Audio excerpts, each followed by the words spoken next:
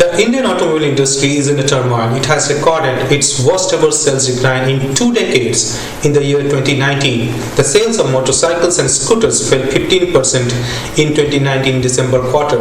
The situation is compounded, the dire state is compounded by mandatory introduction of Bharat Standard 6 or BS6 engines by April 1st, 2020, which may result in inventory pileup. Auto dealers have approached the Supreme Court for an extension. The new axle loading norms for commercial vehicles, which allows around 20% overloading, threatens to affect the demand for commercial vehicles. Apart from that, mandatory third-party motor insurance and increased premiums, the proposed drastic hike in new vehicle registration fee also complicates the situation.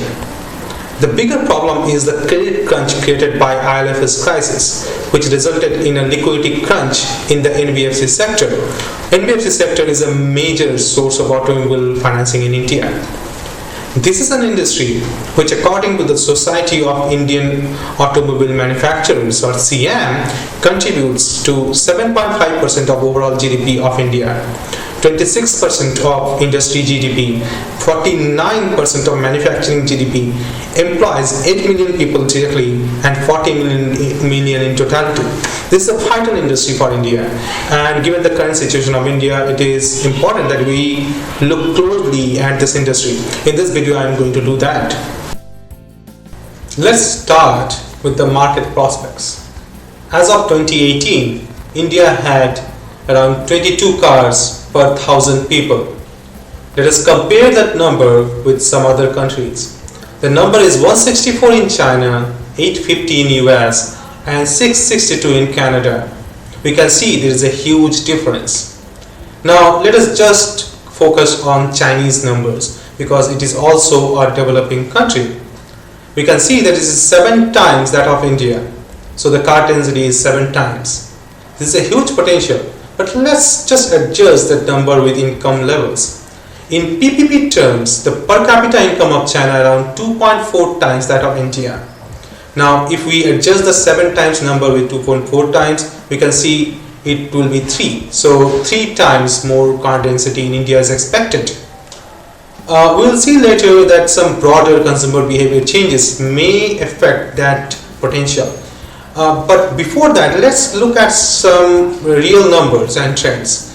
According to the Society of Indian Automobile Manufacturers, in the fiscal year 2018-19, the domestic market total sales of automobiles was a little over 26 million.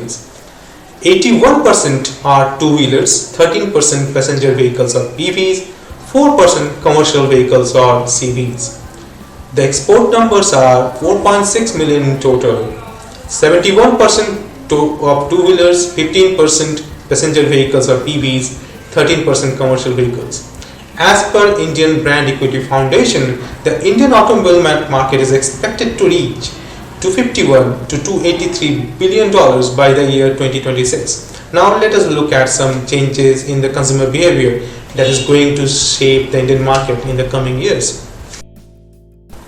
While we can compare the Indian automobile market and the ownership density with that of the developed countries, some of the factors makes Indian market different from the developed countries. Those factors are high population density and low per capita income. The high environmental cost of automobiles in form of pollution and congestion is and will attract regulations throttling the ownership growth, like that happened in Singapore. Apart from this, there is a clear shift from ownership to usership, led by the demand side disruptions such as ride sharing, renting and used vehicles. Business Line reports that last year, that is 2019, even though the new car sales dropped, the used car sales saw a double-digit growth. Personal vehicles are shifting from being assets to utilities. Now let us see the major players. Who are the major players in Indian automobile market? The Indian automobile industry can be divided in 4 sectors, major 4 sectors: passenger vehicles or PVs, commercial vehicles or CVs, two-wheelers, three-wheelers, and there is a small quadricycle sector. The passenger vehicle market is led by Maruti Suzuki with 50% market share, followed by Hyundai with 18.5% market share. Some other major players are Mahindra and Mahindra, Tata Motors, Honda, Kia, Nissan, etc. The commercial vehicle market or CV market in India is led by Tata Motors with 44% market share, then followed by Mahindra and Mahindra with 25% market share. Some other players are Ashok Leyland and Eicher. The two-wheeler market is led by Hero MotoCorp with 37% market share. Honda then follows with 29% market share. Other players are TVS, Bajaj Auto and Royal Enfield. The three-wheeler market is led by Bajaj Auto with 58% market share. Then Piaggio with 24% market share. Some other players are Mahindra and Mahindra and Atul Auto. Given this industry is going through some major changes due to rise of electric vehicles, ride sharing and etc., we can see some major changes in the industry structure in the coming years. With this, let us move to the policy framework, the current policy framework for Indian automobile industry. The current legal structure for Indian automobile industry is guided by the Motor Vehicles Act 1988, which covers the safety and emission norms. Also, the Central Motor Vehicle Rules 1989 explains the Motor Vehicles Act in detail. The current policy structure for this industry is the Automotive Mission Plan AMP 2016-2026, as per which in the coming decade the automobile sector in India is expected to contribute in excess of 12% from current 7.5% to the GDP and create additional 65 million jobs. Now, the vision for AMP 2026 is Indian automobile industry to be among the top 3 in the world in engineering, manufacturing and exports of vehicles and auto components. Some of the steps taken under this policy are introduction of BS6 standard, faster adoption and manufacturing of electric vehicles in India or FAME scheme to support the development of electric and hybrid vehicle market and ecosystem in India. The harmonization of safety standards with the global standards, creating a comprehensive inspection and certification regime, implementing the end-of-life policy, that is scrappage policy for vehicles, trade policy with duty structure, free trade agreements and foreign trade policies.